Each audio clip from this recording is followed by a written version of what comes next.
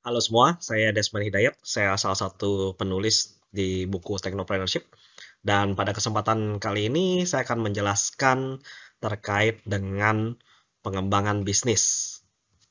Rekan-rekan, jika kita ingin mengembangkan bisnis kita, pada umumnya itu ada dua cara.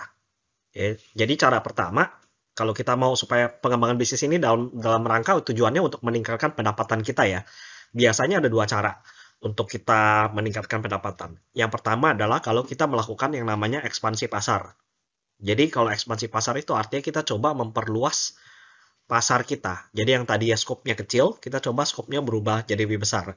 Jadi kita akan berusaha supaya mendapatkan lebih banyak orang, lebih banyak pengguna untuk produk atau jasa yang kita tawarkan. Atau dalam hal ini berarti kalau dalam bisnis teknologi berarti aplikasi kita, penggunanya. Nah, cara kedua itu yang disebut dengan caranya upselling. Upselling itu artinya kalau misalnya kita memiliki customer yang jumlahnya sama, jumlahnya mungkin tidak bertambah, tapi kita akan coba gimana caranya supaya nanti mereka yang sekarang menggunakan produk atau jasa kita mau mengeluarkan uang lebih banyak. Jadi dengan orang yang sama mau mengeluarkan lebih banyak uangnya untuk produk atau jasa yang kita tawarkan. Jadi artinya kita akan coba menambah lagi produk atau jasa apa yang kira-kira bisa kita jual ke customer kita yang masih sama. Nah, jadi contohnya misalnya kita mau ekspansi pasar. Yang kita pikirkan adalah bagaimana caranya, misalnya produk atau jasa yang kita jual tadinya hanya untuk orang-orang di Jakarta. Sekarang kita coba melebarkan pasar kita. Kita coba ekspansi, katakanlah misalnya produknya jadi kita jualnya untuk Jabodetabek. Jadi kan lebih luas skopnya. Nah, harapannya dengan lebih luas berarti yang pengguna dari produk atau jasa kita akan lebih banyak. Nah, ini akan membantu untuk ujungnya meningkatkan penghasilan kita. Tapi yang perlu dipikirkan, ini tidak semudah seperti yang terlihat gitu. Tidak karena, oh skopnya kecil, lalu kita coba memperbesar skop, lalu tiba-tiba uang kita bertambah banyak. Ya tidak semudah itu juga gitu. Karena begitu kita melakukan ekspansi pasar, artinya ada banyak hal yang perlu kita pikirkan. Bisa jadi tenaga kerja kita harus lebih banyak. Ya, masalahnya untuk handle tenaga kerja yang lebih banyak itu tidak semudah dengan handle tenaga kerja yang sedikit kan. Dan pada kenyataannya banyak bisnis-bisnis yang ujungnya tidak berjalan dengan baik, bukan karena mereka produknya atau jasanya itu jelek, tapi karena mereka melakukan ekspansi yang cukup besar tanpa persiapan yang cukup kuat. Jadi ujung-ujungnya itu pengaturan bisnis mereka jadi berantakan. Nah, ini banyak terjadi bukan cuma di bisnis konvensional tapi juga di bisnis yang berhubungan sama teknologi. Jadi kalau kita bahas tentang bisnis teknologi, katakanlah misalnya Alibaba.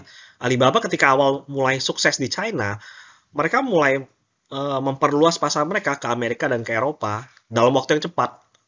Ujung-ujungnya apa? Itu tidak kepegang sama mereka, susah sekali untuk mengendalikan lokasi berbeda, pengaturannya berbeda. Ujung-ujungnya hampir mereka tidak berjalan bisnisnya. Jadi akhirnya dikecilin lagi skopnya, balik ke China lagi, habis itu baru pelan-pelan membesar lagi. Nah, karena sangat berbahaya untuk kita ekspansi pasar tanpa kita mengerti sebenarnya kondisi akan seperti apa. Tuh, jadi, jika memang tidak siap dengan ekspansi pasar besar-besaran, baiknya dilakukan kecil-kecilan dulu. Ya, kecuali memang target kita dari awal ya sudah kita memang buat aplikasi katakanlah untuk levelnya global, ya udah berarti kita coba menargetkan ke sana. Tapi kalau misalnya tidak, coba kita pikirkan dulu ketika kita mau ekspansi akan seperti apa nanti berjalannya. Nah, cara selanjutnya adalah upselling. Kalau upselling, contohnya misalnya tadi kita cuma jual satu aja penawaran ke customer kita. Sekarang kita coba tawarin lebih dari satu penawarannya. Katakanlah misalnya contoh yang berhasil kan, misalnya kita katakanlah misalnya si Gojek deh. Gojek tadi mungkin Gojek aja, tapi sekarang kan dengan Gojek, GoFood dan macam-macam bisa jadi customer yang sama yang tadi dia cuma pesen Gojeknya, sekarang dia juga pesen GoFoodnya dan dia bayar pakai GoPay-nya, semua dengan customer yang sama loh. Ya, tapi kalau misalnya kita bicara tentang Gojek secara umum ya tentunya karena dia sudah sangat besar, maka perluasannya bukan hanya upselling tapi juga perluasan dari sisi marketnya kan. Tapi ya ini cara upsellingnya adalah ya dengan customer yang sama, customer itu kita coba mikirin bagaimana caranya dia akan bersedia mengeluarkan uang lebih banyak untuk produk atau jasa yang kita tawarkan. Nah, jadi kita mendapatkan keuntungan lebih besar dari customer yang sama. Itu adalah contoh dari upselling. Jeleknya apa? Berarti kan kita perlu memikirkan apa lagi yang bisa kita tawarkan ke mereka. Karena kalau yang kita tawarkan belum tentu semuanya akan diinginkan oleh mereka. Dan kalau mereka tidak menginginkan, ujungnya jadi tidak berjalan.